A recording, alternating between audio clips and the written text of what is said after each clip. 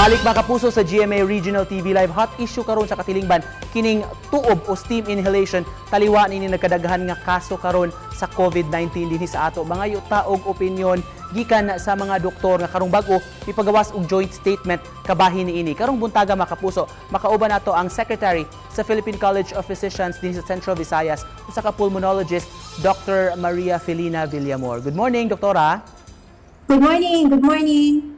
Daghang salamat, doktora, sa pag-uban kanamo karong buntaga. Sa joint statement, dok, nga gipagawas sa mga organizations ninyo nga mga doktor, gipasabot ninyo nga wa gyud mo endorso nining pagpahigayon, paghimo og tuob sa atong mga tawo taliwa nining COVID-19 cases.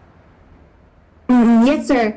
Amo na i-clarify kay very popular kasi karon, no, and we felt that it's very important for us and also our moral obligation to educate our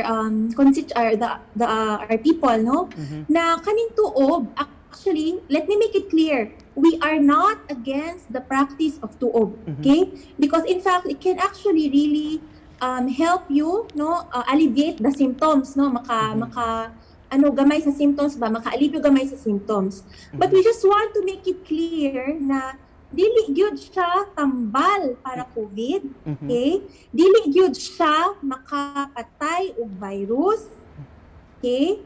And that di gyud siya makaprevent na magka-COVID ka. Kanala among gustong i-clarify. And also, if you use the tuob, no, ang kanang practice, kailangan careful gyud ta. Kay naa naman good studies pod, no, na pwede gyud siya maka-cause og injury, especially sa mga bata, okay? Kanang pwede siya maka-cause og burn injury, or nagyod, no, na pasyente na nagka-burn injury na gyud siya, na anuhan nagtubig. Okay, so dapat careful pud ta kung gamit ta ana. Pero tuod maka-relieve gid doc sa mga congestion, nasal congestion ang pagtuob. Maka-help gyud siya symptomatic treatment, no? Maka-alivio, kay pwede gyud siya maka-alivio sa simptomas. Pero dili siya cure. Okay, dili siya, wala pa ebidensya, kay syempre we rely on scientific evidence, no, kanang mga studies, no, na magpakita na to give us basis sa atohang mga decision making in terms of treatment, no. So ito kani siya na tuog kani practice, wala pa gyud ebidensya na scientific basis na maka-cure siya, no, makaayo og COVID and makapatay og virus. Wala pa yung anang ebidensya. Kung doon naman gyud kita gibati, dok, mo diretso na lang gyud, magpa-konsulta na lang gyud, doktor. Of course, kung sa paminaw ninyo di gyud kayo di walay improvement, no, walay kanang or even nag-worsen pa, kailangan mo konsulta gyud sa doktor kay basig lain na to siya na problema, no, or kailangan na gyud siya i-admit kana na mga decision. Mas maayo if you come up with a decision with your medical practitioner. Kining tuob, dok, bali wa pa gyud mo rag na estudyuhan. Mananim na nga nigawas na study actually, no, for actually kanang we call meta-analysis published in 2017, no, nakita na makatabang sa simptomas, no, pero di gyud siya makapatay og kanang virus. Okay? So unsa may angayang buhaton gyud sa mga tao, dok, basig nakalimtan na nila ang inyo yung kanuna ibalik-balik og pahinumdom aron makalikay ta aning COVID-19. Hindi siya maka-prevent. Hindi siya maka-prevent ng COVID. Bisag every hour ka mag-inhalation o every hour ka magamit og tuob, di gyud siya maka-prevent og COVID infection. Ana. Doon na din na pang And of course, we want to emphasize also ang mga proven na maka-spread sa pag-spread sa virus. Uban dito ang pagsulod og mask, okay, especially when you go out in public, hand washing, and physical distancing. Doc, I hope you won't mind me asking, Doc, doon na mag-ubang nga nag-ingon, Doc, nga mao kuno wa kuno gi-endorse sa mga doktor ang tuob kay posible kuno nga mawagtangan og pasyente.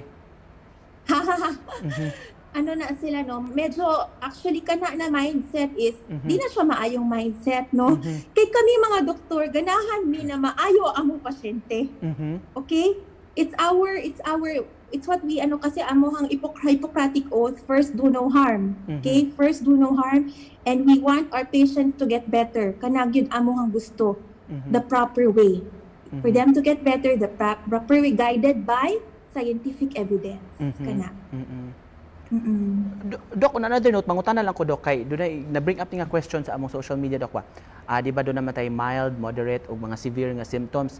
Kung maghiskot ko no ka og shortness of breath, Dok, o di ba usama na sa atong bantayanan pod sa COVID-19, so may mailhan nimo, Dok, kung mild pa ning imong nasinati karon or moderate na ka, kung kinahanglan na ba kang moadto og doktor? Oo. If na nakagibati shortness of breath no, maglisod na kaginhawa, magputas na ka, muhangak na, no, kailangan gyud magkonsulta na kagid sa ospital or sa doktor because pwedeng mahug na ka sa moderate. Moderate pasabot mangailangan na kag oxygen support.